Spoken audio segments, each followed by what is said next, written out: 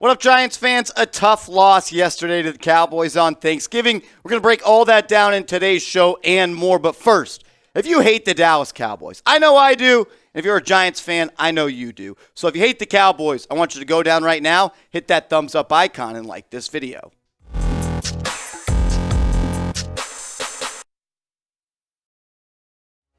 Yo, shout out to the real ones. You're watching New York Giants Now by Chat Sports. I'm your host, Marshall Green. We have a loaded show for all the real ones out there today. We'll give you the latest injury report as Brian Daboll spoke to the media and had some pretty good things to say about some big-time players coming off injuries, getting ready to play possibly next week against the Washington Commanders. Then we'll talk about Odell Beckham because Josina Anderson reported some big stuff around OBJ. Then we're going to talk about Kayvon Thibodeaux because our guy Kayvon Thibodeaux had one of the best games, I would say the best game of his young NFL career. We'll break all that down in the show. Let's first start with the injury news of the day. Giants coach Brian Daboll, this is coming from Ralph Facciano, former Giants beat reporter, says that Brian Daboll, indicated today that there's a chance right tackle Evan Neal, left guard Ben Bredeson, left linebacker Azeez Ojulari, and tight end Daniel Bellinger will be back this week. He said they're all improving. Of course,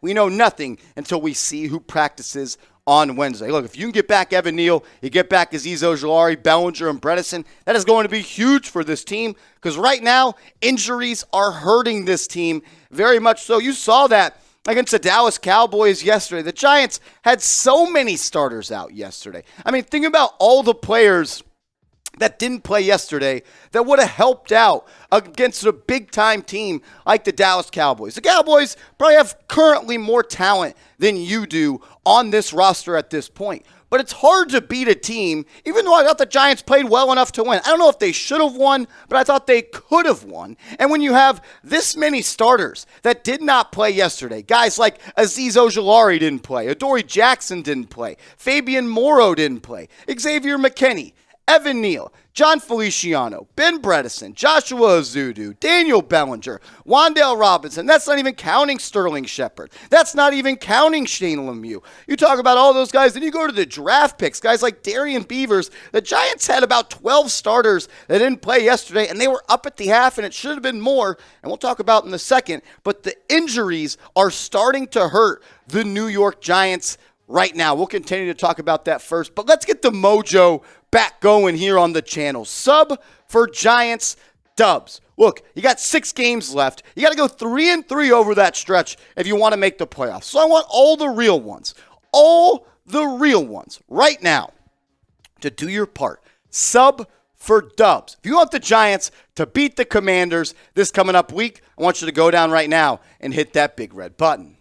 Today's New York Giants Now watch party is sponsored by Kamakoto. Kamakoto makes great Japanese steel kitchen knives using traditional techniques that have been honed and perfected by generations of knifesmiths. The knives come in a heavy-duty ash wood box, which makes it a great gift this holiday season.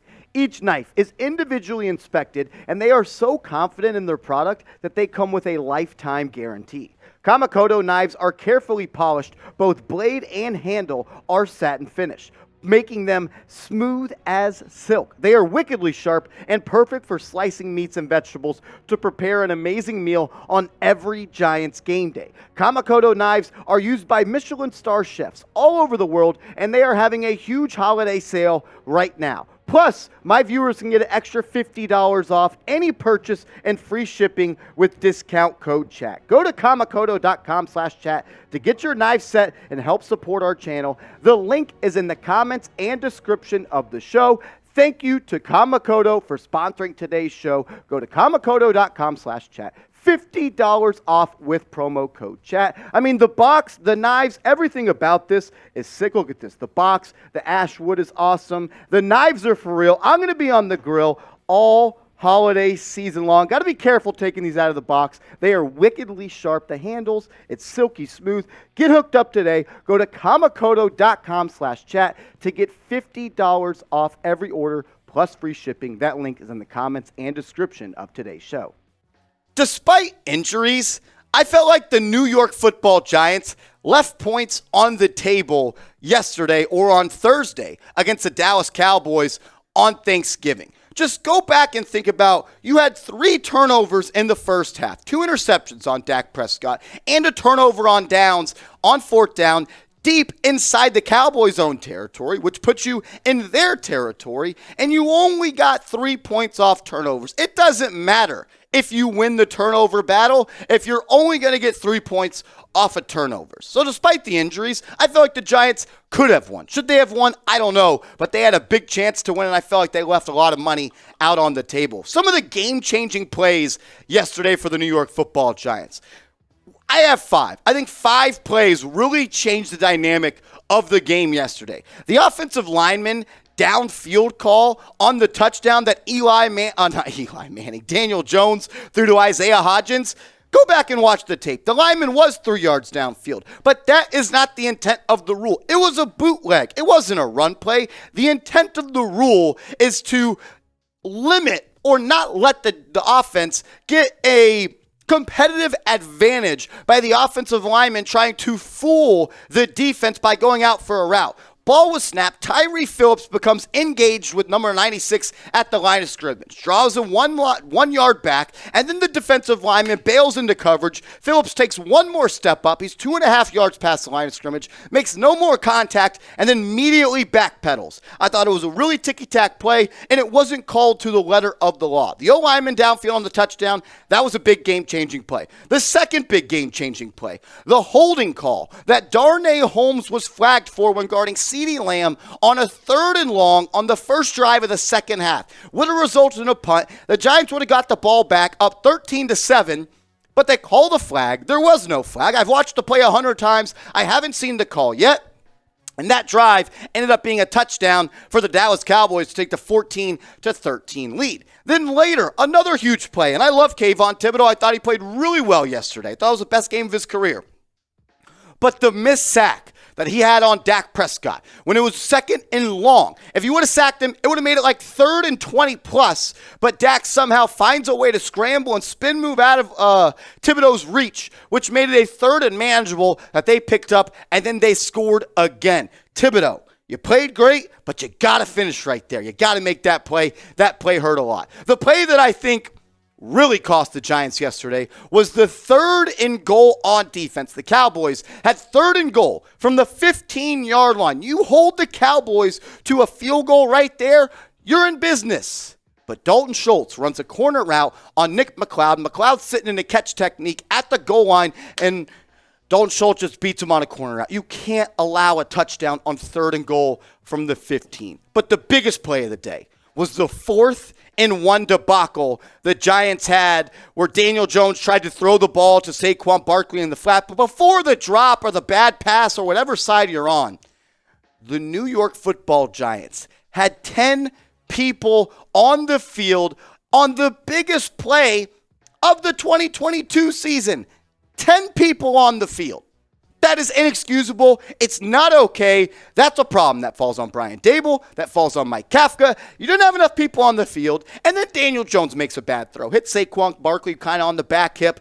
Barkley's got to catch that ball. No doubt about it. Catch it, go down, 1st down, Giants. The chains are moving. We're still on the football field and we're driving. But if Daniel Jones makes a perfect pass, hits Saquon right here, Saquon is still running, and he's running from Dallas to New York. That is a touchdown. There was nobody out there. He just had to beat Leighton Vander Esch to the edge. These 5 plays are pretty much the reason I would say the New York Football Giants are over. Yesterday in our post-game video, everyone was commenting, the season's over. The season's over. So I want to ask you guys right now, and I'll give you my answer here in a second. Is the Giants season over? You've lost 3 out of the last 4 games. You got a tough upcoming schedule. We'll show you that in a second. But is the season over? Type Y for yes, type N for no. I want to hear from you guys down in the comment section. Not even close. This season is not over. No way, no how. The Giants control their own destiny at this point, and they should have their eyes on the playoffs just like I do, just like you do. If the Giants take care of business, they control what they can control. They go 500 the rest of the way. That's all you got to do. Go 3-3 the rest of the way through the rest of this schedule that the Giants have. They will be fine. But it's not going to be any easy games coming up. Week 13, you play against the Washington Commanders in Washington. Then you got Philly in week 14. Then you got Washington at home in week 13. Then you got the Eagles at home in week 14. Then you go to Washington to play them in week 15. Then you got at Minnesota week 16. Then you play the Colts at home. Then you end the season at Philadelphia. You got 6 more games to go.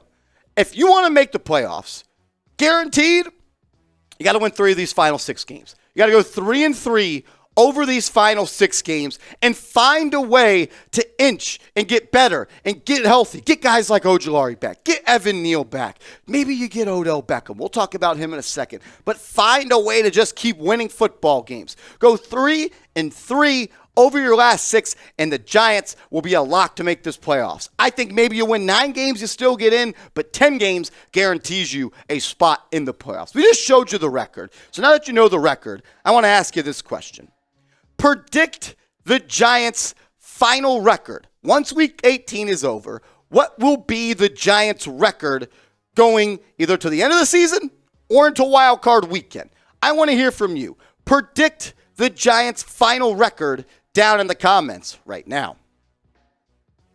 Kayvon Thibodeaux. What a game for Kayvon Thibodeaux. I know it may have seemed like I was being a hater a couple of seconds ago because I said he missed that sack, but it's true. Got to call a spade a spade. We need Kayvon Thibodeaux to make that play. Outside of that play, I thought he had the best game of any pass rusher the Giants have had, and he had 0 sacks. I know Lawrence had some big games. I know Leonard Williams had some big games, but Kayvon Thibodeaux had 9 pressures yesterday and 5 QB hits. 9 pressures in a single football game is really unheard of. 5 QB hits is incredible. I mean, look at these stats from Jim Aola. I think I'm saying your name right. If not, I apologize. But he said Kayvon Thibodeaux played 21 pass rush snaps and generated pressures on 38.1% of them. Among players with 20-plus pass rush snaps in a game, this was the 3rd best performance of the year.